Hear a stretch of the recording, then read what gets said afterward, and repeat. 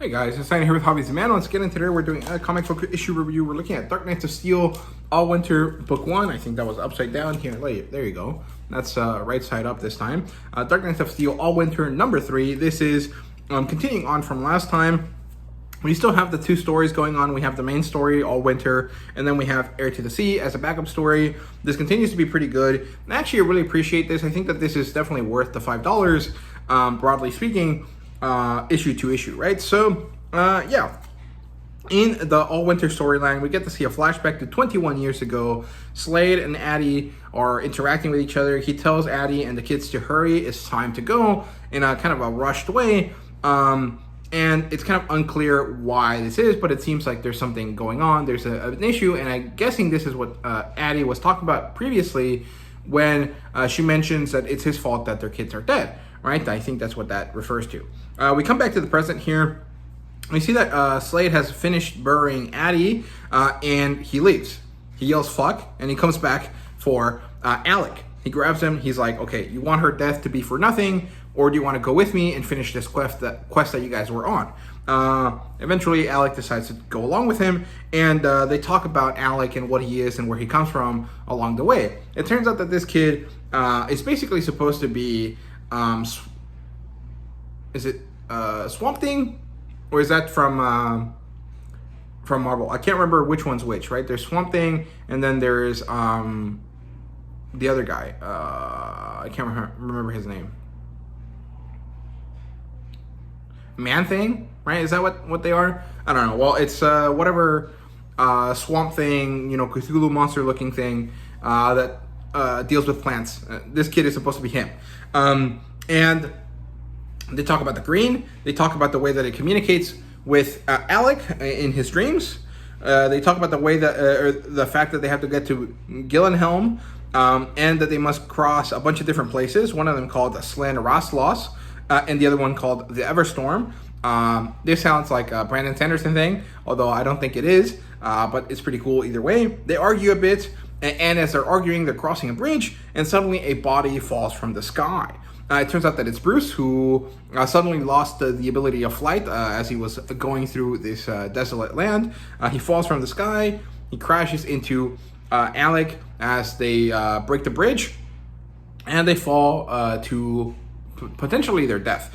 At this point, Slade jumps after them, and he starts fighting Bruce as they kind of figure out who they are. It's a pretty nice fight. I actually really enjoy this. Eventually, the green wakes Alec up. We get to see a lot of color, and we get to see that Alec gets him to stop fighting and tells them to join forces instead. And so Bruce is allied with Slade and with Alec, and they head off to the Old Kingdom. So we'll see what happens there. And I thought this was pretty fun. I really enjoyed this. I thought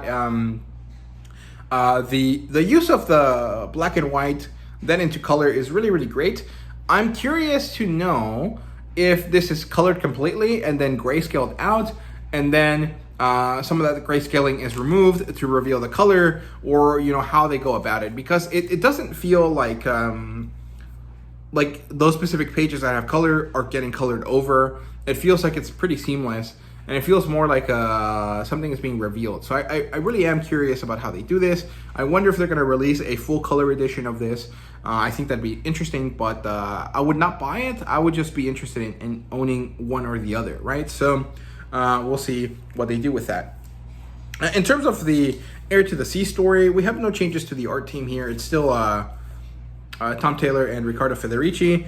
And we get to see that John and Martha help Atlanta sit down. We see that she tells them to take Arthur to teach him kindness and love and to give him a normal life as a human being, and to eventually tell him the truth, that he is the son of Atlanta, the queen of Atlantis, I guess, and that he is destined to be king, right? Or something like that.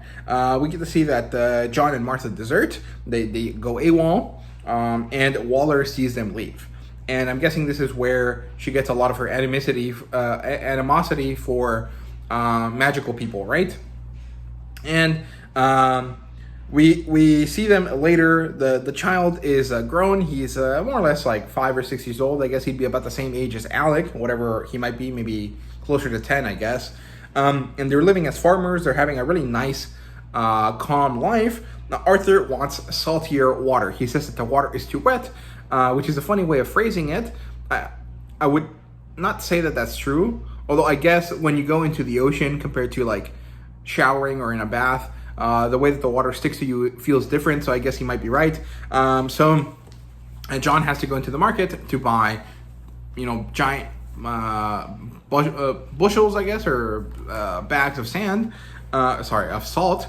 And as they're doing this, they forget to be watchful about the fact that Arthur is, special. He has powers.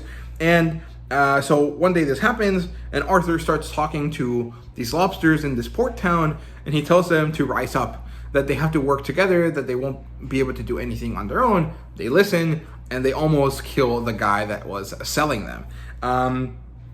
John just decides to give a lot of money to this seller, and then they just go off.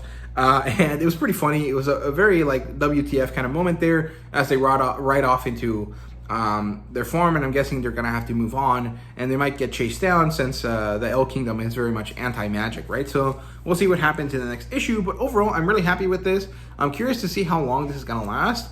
I would assume 6 issues at this point, but who knows, it might last longer than that. I doubt it, but it'd be interesting to see if it does. I would definitely say that 6 issues is enough.